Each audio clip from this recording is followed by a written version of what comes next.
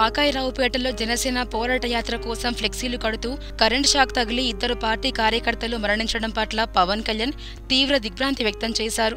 జనసేన కార్యకర్తలు T Nagaraju, B Shiva ఆకస్మిక మృతి తనను ఎంతోగానో కలిచివేసింది అని పవన్ కళ్యాణ్ ఒక ప్రకటనలో విచారం వ్యక్తం చేశారు.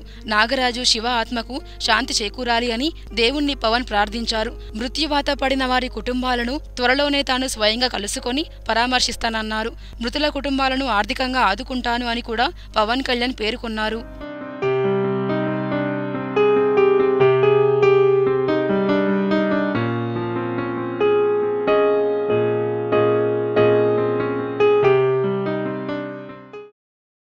Hello, this is your Nandu. Please do subscribe to New Waves Media.